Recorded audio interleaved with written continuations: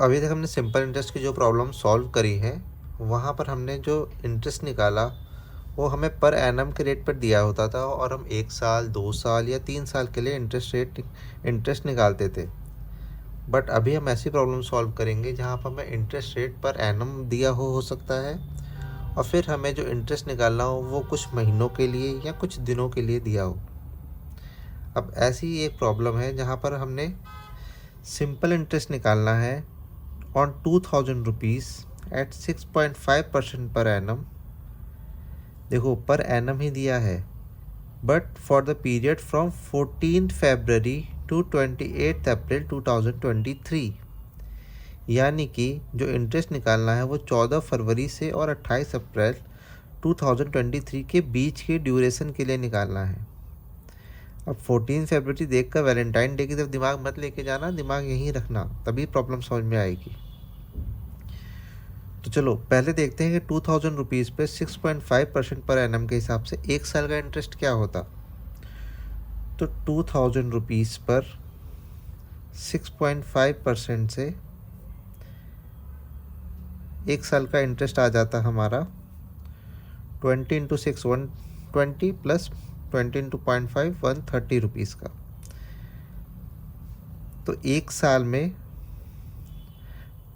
130 का simple interest आता। ठीक है, 1 ईयर मतलब 365 डेज में 130 रुपीज़। अब हमें कब से कब तक कैलकुलेट करना है? 14 फरवरी से 28 अप्रैल तक। तो चलो देखते हैं क्या हो रहा है। 14 फेब से पहले जाओ तुम 28 फेब तक। यहाँ पे कितने दिन हुए सोच के बताना। 14 फेब से ड्यूरेशन स्टार्ट हो गई थी, तो ये होते हैं 15 डेज। मार्च में कितने होते हैं? 31 डेज। एंड 28 ऑफ अप्रैल तक निकालना है। 28 अप्रैल तक यानी कि हमें 27 तक की ड्यूरेशन का ही तो निकालना होगा। ये होगा 27 डेज।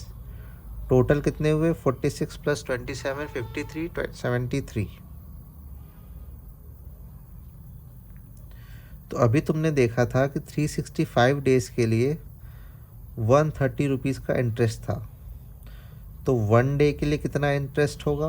130 divided by 365। तो 73 डेज के लिए कितना होगा? 130 डिवाइडेड बाई 365 इंटू 73। अब इसको अगर तुम सॉल्व करोगे तो ये 5 टाइम्स में कटेगा एंड ये जाएगा 26। तो 26 रुपीज़ आपका आंसर आया, जो कि इस ड्यूरेशन का इंटरेस्ट आएगा। अब अभी तो आपको लग रहा होगा इस प्रॉब्लम में काफ़ी टाइम लगेगा, लेकिन अगर आपकी कैलकुलेशन फास्ट है तो आप 2000 का 6.5 पर एनम से 130 फटाफट निकाल लोगे। 365 डेज़ का 130 आपने कैलकुलेट किया। जब इसको कैलकुलेट करने जाओगे तो आप बोलोगे 15 डेज इधर, 15 प्लस 30 146 एंड 27 डेज इधर 73। तो सीधे आप आओगे इस स्टेप पर, आप बोलोगे कि 130 रुपीज़ लगता है 365 डेज़ में, तो 73 डेज़ में कितना लगेगा? आपने ये निकाला डायरेक्ट, और आपने यहाँ से डायरेक्ट कैलकुलेशन करके निकाला 26। कोई बड़े फॉर्मूलेज नहीं, कोई ट्रिक्स नहीं, सिंपली स्टेप बाय स्टेप आप समझते चले गए और प्रॉब्लम सॉल्व हो गई। ये तो बात हुई जब आपको डेज़ में निकालना हो।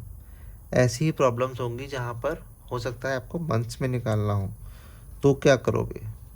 मुझे पता है आप जवाब तो समझ गए होगे, लेकिन इसके बारे में हम डिस्कस करेंगे कल।